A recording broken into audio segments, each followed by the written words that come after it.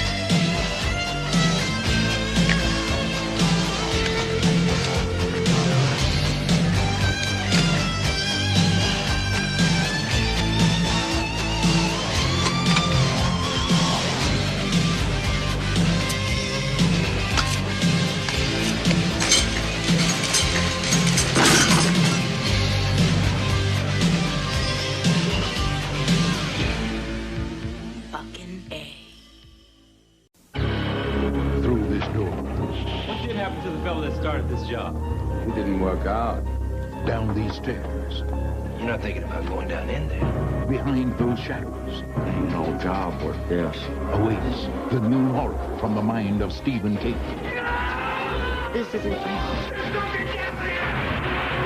Graveyard Shift. Rated R. Starts Friday, October 26th at theaters everywhere. Hey, this is Matt once again. We're about to another review. And if anyone's ever interested in requesting any type of topics, reactions, reviews, what have you, you just send them either directly to my PayPal or join my Patreon. Both things are down below in the info box. And this was actually a gift sent to me a while ago by a very nice guy named Corey. I figured it'd be nice to review it. It's the least I can do. Thank you so much for the gift. And hey, if anyone wants to send me gifts, feel free. I know people get pissed that I said that. But hey, if people are willing to, I'll just send me a message or email or something. Feel free. I know people would be pissed. Whatever. But this is for Stephen King's Graveyard Shift. This is the Blu-ray Corey sent to me. Thank you so much for it. I'm glad the film finally got a Blu-ray release. It deserves it. Richly deserved. This is from Stream Factory. Now, it doesn't have much of a... Pretty much the other side is showing the cast of characters.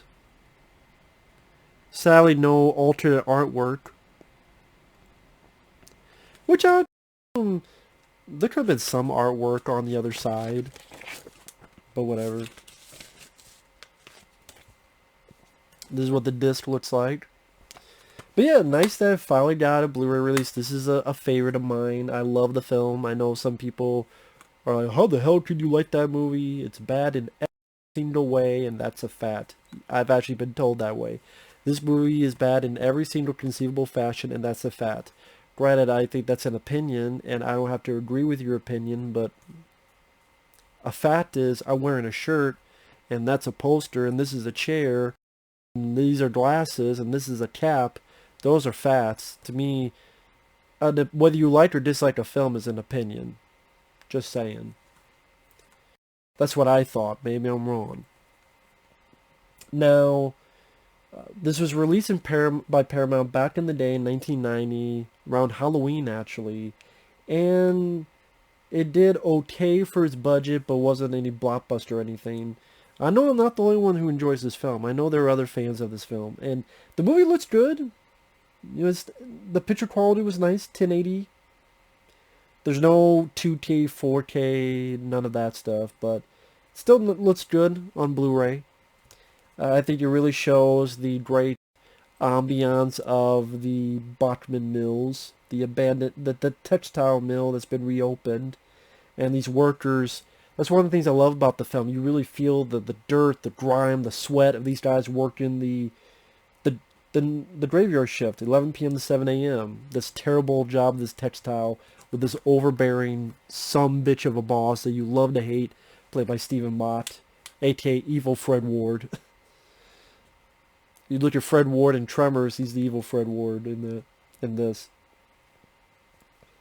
And I like the cast. I love the monster. I love the design of the monster.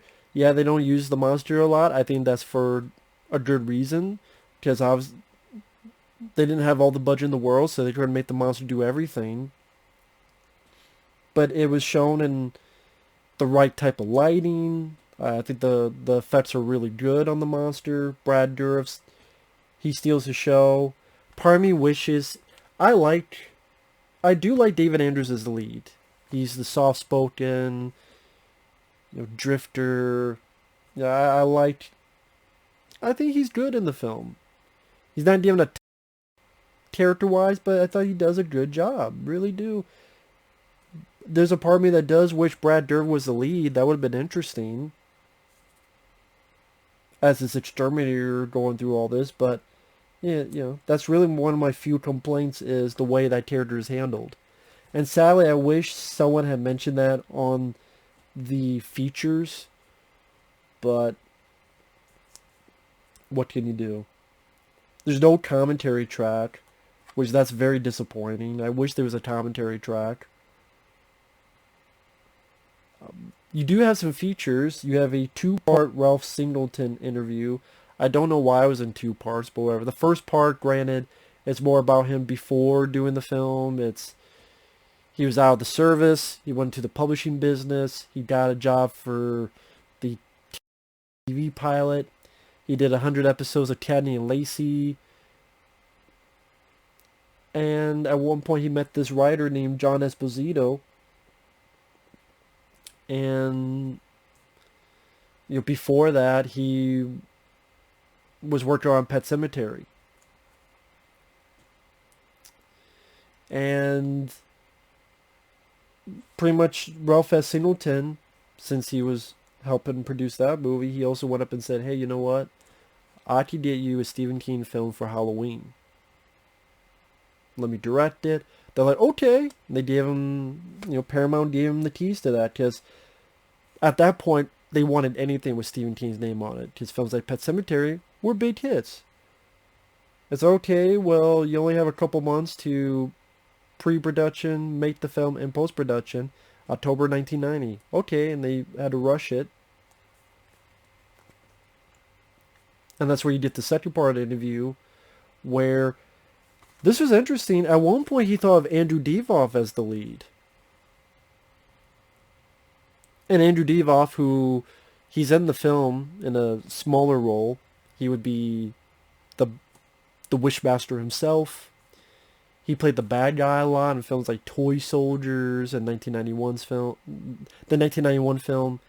Andrew Divoff's a good actor. That would have been really interesting. I like David Andrews, but Andrew Divoff, that would have been really interesting to see.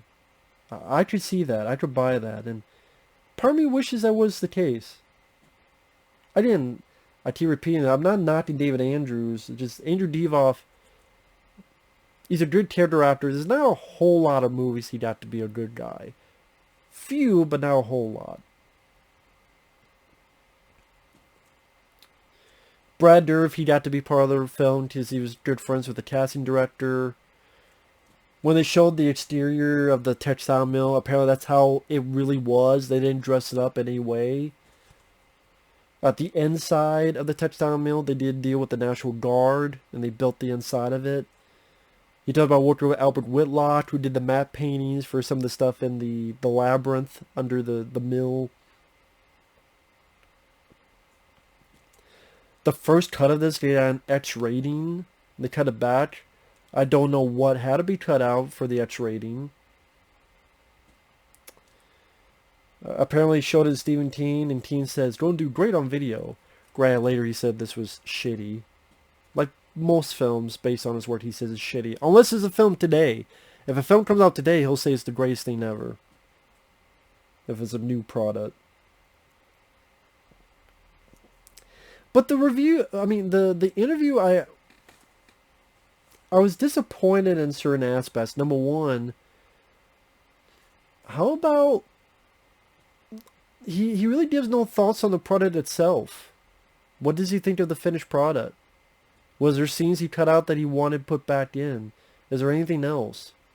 What about the release of the film? Did it do well? Did it do not well? Does it get people asking him about the film? How come he didn't direct more? Because he didn't really go into much directing of movies. Did he have his fill? Did he just not care to direct anymore? Well, there's really nothing about that. So that part of the interview was disappointing. Still, you get some nice nuggets of info. But, I was left wanting more. Kelly Wolf, who is I guess you call it the lead actress. 13-minute interview. The director made the set fun. She enjoyed watching Brad Dourif work. She tells about the fight she had to do near the end of the film, being scared of rats. She mentions there's a bit more of a love story. That was cut out. And then, in fact, there was a shower scene where she showed her breasts. That was cut out. Seems like a nice lady. Yeah, not too bad of an interview. 13 minutes, so it is what it is. Stephen Mott plays this character. That's about 13-minute interview. He tells a little bit of his background. Michael Moriarty was actually his roommate back then. They're shot in Bangor, Maine. And he talked about how he got his dialect because there was a Maine guy in Maine, a good old boy, who talked like that and trained him in that dialect. And that's why he sounds like that, because this good old boy in Maine. And to get in the character, he stayed away from the actors. And it seems like he knows that there are people that will mimic him. Apparently his kids really liked randomly giving him phone calls with lines of dialogue from this film. I thought that was pretty funny. And he doesn't seem ashamed of the movie, which is nice. It was nice to hear from him. He's definitely one of the most interesting parts of the movie, including about how talk about, they even use my lines at the end of the film. See, that's another, with the commentary. I would like to have heard more about, where did that come from? That rap thing at the end.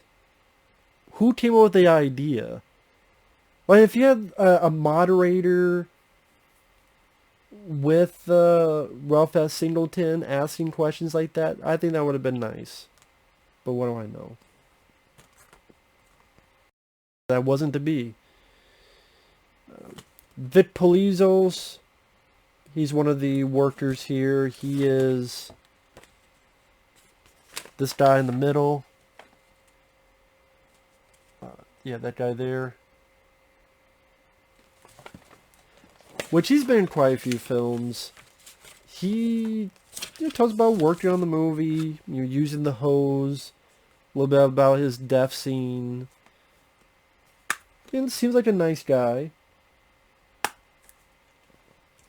That's the thing, when I say it's 10 minutes long, I understand. With those 10 minutes, they also just put, bits of the footage in there. So really it's maybe 7 minutes long or so. I mean, it is nice to hear from him. I can't really think of any big nuggets I got out of it, but it was nice to hear. The last is a 15-minute interview with Robert Allen Booth. He plays the guy here.